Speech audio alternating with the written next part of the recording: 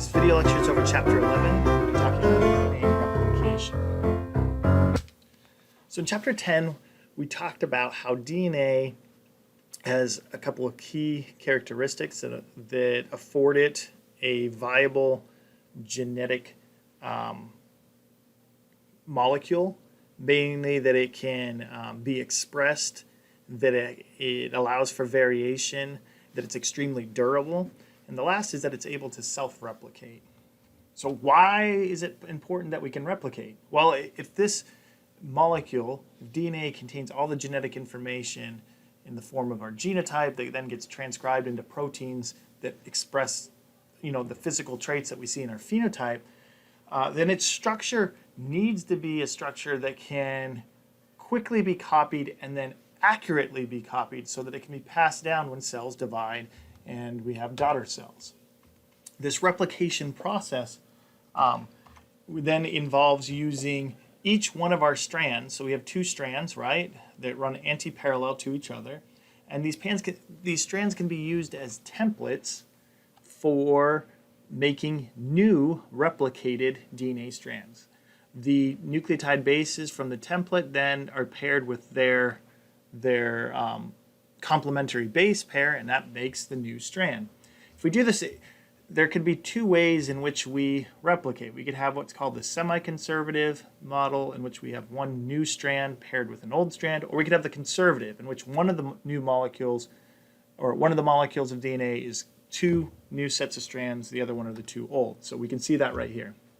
The conservative model, we would break these apart, and then we would use the templates to make new DNA strands, and those two new DNA strands would then pair together. Our two olds would pair together after one replication cycle, and then we could see if we did this again, this is what would occur after a second replication cycle. In the semi-conservative model, the template strand would be copied and it would bind to one of the new strands, and we'd have something like this. But how do we know which model is correct, right? Other than just reading it in a book or on Wikipedia, right? How did we solve this? Well, it took the use of the scientific method, and two gentlemen by the name of Melson and Stahl that proposed an experiment in 1958 in which they took E. coli and they radioactively labeled, or actually in this case it wasn't radioactive, they used a heavy isotopic nitrogen, and they put that into the growth media and grew these bacteria for many, many generations in media that only contained a heavy isotopic nitrogen. That ensured that all the nitrogen found in the DNA contained this heavier isotope. And then they moved those bacteria into a media that contained the normal isotopic nitrogen and nitrogen-14. And now they could see how when they had a replication cycle go, the new strand would be comprised of a lighter nitrogen than the old strand. So literally you could weigh the difference. And that's what they did. Not that they used a scale to do it, but they used gravitational force. So they would take those bacteria, they'd put them into a filter that basically had a size matrix in there to where heavier things would move further down in the filter, lighter would be higher up, and they'd spin them using gravitational force. So if we took the initial bacteria that had the heavy isotope, right, two strands, so both strands would have the heavy isotope, you spun it, it would be somewhere down near the end of that filter. Then after they let them grow and replicate once in the light isotopic nitrogen, what they found was when they spun it down, all of the DNA was roughly in the middle of the filter, meaning that one strand must have been N15 and the other strand must have been N14, which is what we'd expect under the semi-conservative model. Had it been the conservative model, what we would have expected to see is a band near the end and a band up here, like what we see after a second replication and a third replication, right? So really elegant way to show exactly what was going on with replication.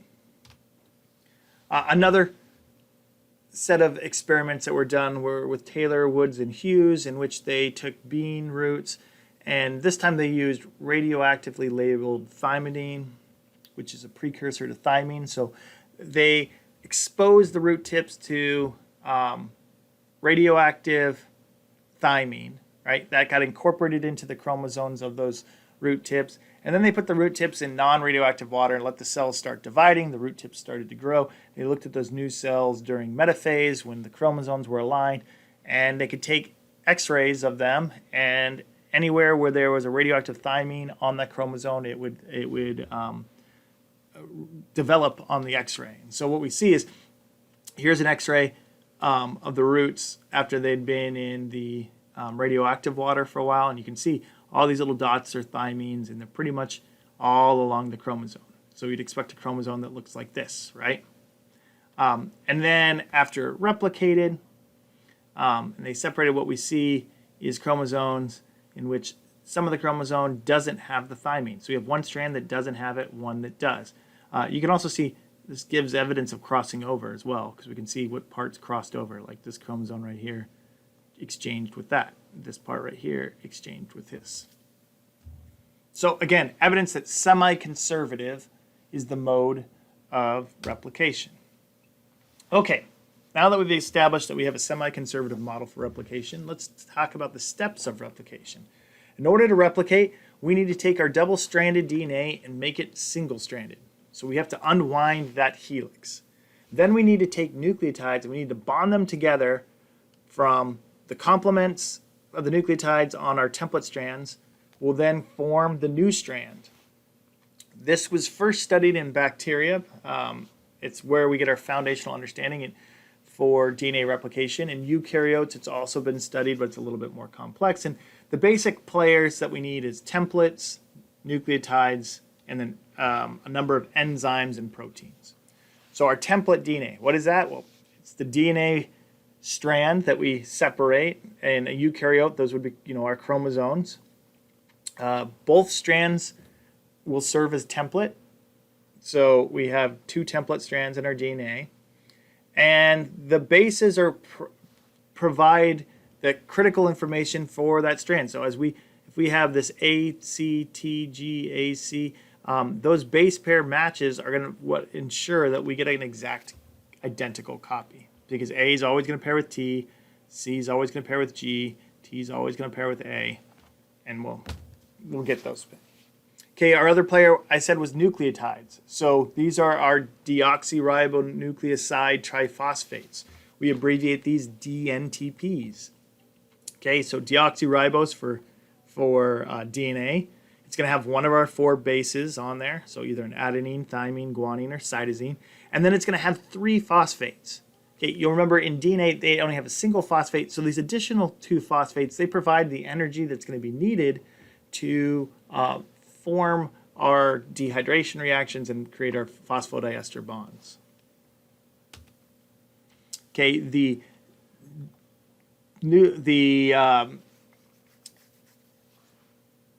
nitrogen bases are going to be where we form our hydrogen bonds. So if the template strand is a C, then we'll use a nucleoside that is guanine. It'll form those three hydrogen bonds, and that hold it in place for then us to create that phosphodiester bond between the adjacent nucleoside. So we'll cleave off those two, and we'll build our base out.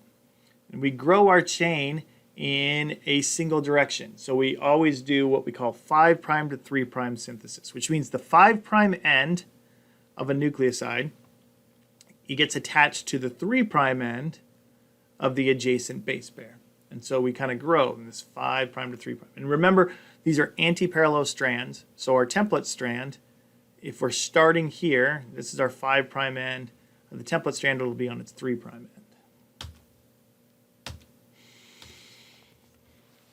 Last players were the enzymes. These are the chemicals that cause the reactions that allow us to unwind the DNA, add our base pairs, and ligate our DNA back together. Replication can't happen without these enzymes and proteins. And the major enzymes for DNA replication are helicase, gyrase, primase, DNA polymerase, ligase, and telomerase. Okay. The basic functions of these, helicase is going to unzip our double-stranded DNA, help make it single-stranded. Gyrase prevents the DNA molecule from making knots on itself. Primase is going to add an RNA primer, which helps initiate replication. DNA polymerase is going to be the enzyme that adds all of our DNTPs to the new strand. Ligase will seal gaps between newly replicated DNA. If we have any gaps, it seals and makes those phosphodiester bonds. And telomerase is going to be needed to replicate the ends of our chromosomes in eukaryotes. So let's go through this. We start with double-stranded DNA. Along that double-stranded DNA, we'll have regions of DNA that are called origins. This origin is where we will start our replication. It starts by proteins called initiators binding to the origin site. They can then bind to each other, and that forces the DNA double helix into a conformation in which it causes a bulge. That bulge then allows helicase to enter in and start forcing the double strands apart and breaking those hydrogen bonds. We'll have additional proteins called single-stranded binding proteins that basically prevent this single-stranded DNA from going back together. And we create what's called a replication fork. Now, while this is going on, we also have gyrase that is interacting with the DNA molecule to prevent that double helix from tangling up on itself and losing those initiators. So, a helicase provides that replication fork, and now it's time to engage in what we call priming. So in order to prime and start replication, we need to create a little shelf for our DNA polymerase molecule to bind to the template molecule and also onto the newly synthesized molecule. And that shelf that we make, that set of sequences, is made out of RNA, and we call it a primer. Okay, so helicase creates two replication forks. We have one replication fork here, replication fork here. Here we're just looking at one of them. And then once we build those primers, we will then start to replicate in that 5' to 3' direction. And so we only go in one direction during replicating. So primase makes the primers. It's a mini complement to the beginning. And then it's roughly somewhere around 10 to 12 nucleotides long. And that primer, once replication is done, it'll be snipped out and replaced with DNA. Once we have a primer, the enzyme DNA polymerase can now attach onto the primer, attach onto the complementary DNA fragment, template fragment, and then start adding our DNTPs in that 5' to 3' direction. So again, you'll notice this 5', 3', 5', 3'. These are the primes, the carbons on the template strand. So this is the 3' carbon of our template strand, the 5' carbon of the template strand. We have all these nucleotides going through. Again, since we're anti-parallel, that means that on the newly synthesized strands, this will be the 5' end. And we move 5' to 3', and you'll notice that this replication is moving towards the replication fork. And as helicase keeps opening it up, it'll continue on in a continuous manner. So this continuous replication is what gives us our leading strand. Okay? It doesn't ever have to stop, it just keeps going. However, on the other strand, you'll notice this is going to be the 3' end, which means replication has to go in this direction. So when we first open up our replication fork, we'll create a primer and we'll replicate to the end of the chromosome. As that helicase moves a little bit further, we'll do another primer and we'll replicate until we hit, where that RNA is, and it'll stop. And this replication is discontinuous. So we call it the lagging strand. It takes a little bit longer. It results in us having a bunch of fragments called Okazaki fragments. And each of these fragments has an RNA primer that needs to be cut out and replaced with DNA.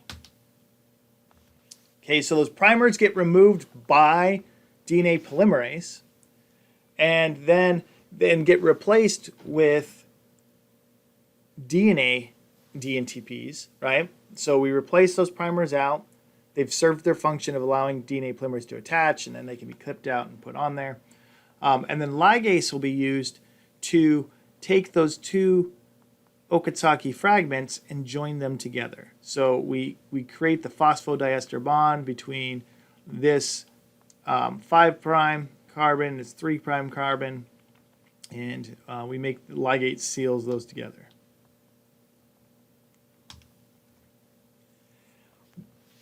So DNA polymerase not only adds our DNTPs, but it serves another function as well. It proofreads to make sure we're putting the correct DNTPs in there. Replication is really fast. In bacteria, we can add about 1,000 base pairs every second. In humans, it's not quite as fast. It's about 2,000 base pairs a minute, but we do make mistakes. So about 1 in every 100,000 base pairs, DNA polymerase is going to stick the wrong nucleotide in, and we're not going to have compatible hydrogen bonding between the template strand. So we have additional DNA polymerases that proofread that synthesized DNA. They check to make sure that the newly added bases match the template. And when there's a mismatch, the hydrogen bonds don't form and there's a bulge, that DNA polymerase will then cut it out.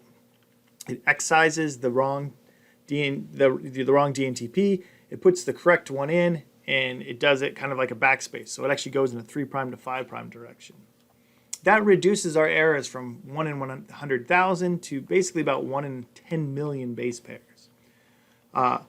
That's as we replicate. After replication is finished, there's other repairs that can be done, like mismatch repair, where we detect bulges in the helix and we go in and we cut things out and put things in. We'll talk about that when we talk about mutations. So just to summarize, replication, it starts at an origin. It can only occur when the template is single-stranded. RNA primers have to be added first before replication can initiate. It always occurs in the 5' to 3' direction. And then those newly synthesized strands are complementary matches to the old template strands. Replication between prokaryotes and eukaryotes differs in a few ways. First off, eukaryotes, we have a circular chromosome, right? It's got far less genes in there, so we only have a single origin, and there's not a lot of polymerases involved in that type of replication. In eukaryotes, our chromosomes are linear, right? And because they're linear, we also have multiple origins along those chromosomes in order to replicate them. We have a lot more polymerases that are involved. There's even some special enzymes involved, telomerase being the primary special enzyme needed to replicate our telomeres, or ends, because in prokaryotes we don't have an end of the chromosome, it's a circle. Linear chromosomes additionally are wound really tightly around special proteins, and so we need to be able to move those out of the way beforehand and put them back afterwards. If we look at prokaryotic replication, this is where we learned the basics. It's the most simplest of our replications. What we find is in prokaryotes we have a single origin. In E. coli, that origin is OREC, and we have a single terminator site. So at this origin is where we will have our initiator proteins bind. It will create the replication fork, and then we will replicate in both directions, okay? And with this bidirectional replication, and as we move in opposite directions, we merge at the termination site, and we'll have our semi-conservative replicates. Okay, so we have replicon here, replicon here. The polymerases in our prokaryotes are designated by Roman numerals. So we have DNA polymerase 1 through 5. 1 is the one that serves as the polymerase that's adding our DNTPs. It's for that 5' to 3' polymerization, and it does a little bit of bidirectional proofreading. Polymerase 3, though, is actually the one that does all of our most of the proofreading and even some mismatch repair. And so your book goes into a little bit of explanation about that. All I want to say about DNA polymerase right now is that it's a holoenzyme, meaning there's multiple subunits, multiple proteins that function together to replicate. Moving to eukaryotes, I'm going to jump ahead and pull some information out of chapter 12 that I want you to be responsible for, because we'll talk about it, namely that chromosomes are chromatin that are highly condensed. And the way we condense chromatin is to take that DNA and we wrap it around proteins called histones. Okay, and then those histones get put into complexes of multiple histones, and we call those nucleosomes. So all of our chromosomes are packed in really tightly, and we have these nucleosomes that are comprised of lots of histones. And when we go to replicate, we have to move these histones out of the way so that we can get to truly be single-stranded. And after replication, we put those histones back in. I mentioned, in the mammalian genome, we have a lot more genes. Eukaryotes have a lot more genes. So with that, and with even more linear chromosomes, we have a lot more origins. So in mammals, there's like 25,000 different origins. Yeast, it's a eukaryotic cell, not as many origins. There's probably somewhere around 300. And we have a lot of different polymerases, at least 14 that have been well documented and studied. Oh, and those 14 are often, we designate them not with Roman numerals like we do in prokaryotes. We use the Greek alphabet to designate eukaryotic polymerases. I mentioned in eukaryotes that the replication is a little bit more complex. Not only do we have multiple origin sites, but we have to have help. We have to have help to unwind our DNA. So in prokaryotes, we don't have histones. Helicase can open it up with the help of initiator proteins. But in eukaryotes, there's a bunch of other enzymes that we don't fully understand. We're still researching them, trying to identify them, but we know that there's enzymes involved in removing the nucleosomes and histones in order for our polymerases to start initiating synthesis.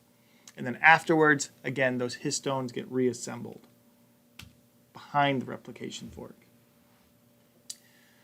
The largest problem that we have with a linear chromosome is the fact that when we replicate, we actually lose some of that chromosome each time. Why? Because that DNA polymerase can't replicate the very end of the chromosome, where it starts. You remember we have to put a primer on there, and those primers are RNA and they get cut out. So in theory, with each chromosome, we would lose the 5' end on our new template.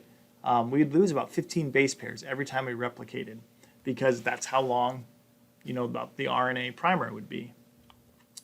These telomere regions, fortunately, they don't contain a lot of genes. They're not really coding. Sometimes we call it, like junk sequence, but that's because, you lose these over time.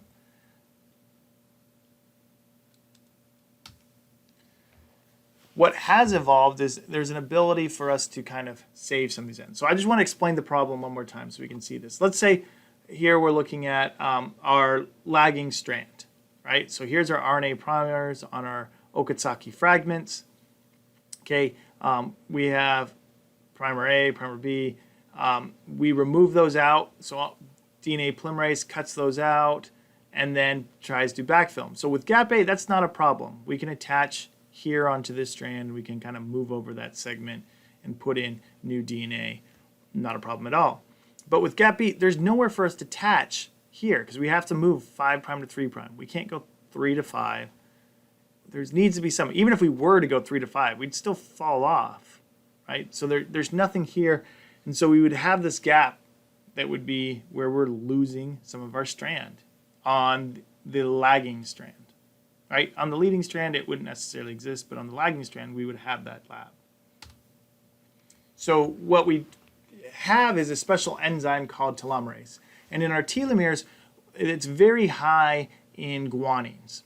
So telomerase is a protein, and then it has these sequences, right, that match. They're high in cytosine, so they match these guanine tails. And so what happens is they create this little shelf. So you see it binds, creates this overhang. This overhang then allows for primase to bind and put a primer in, and then DNA polymerase can bind and replace that primer. In the end, there's a small amount of primer that gets cut off, so we can't completely replicate the whole chromosome, but instead of losing like 15 nucleotides, maybe we only lose a handful, like 4 or 5.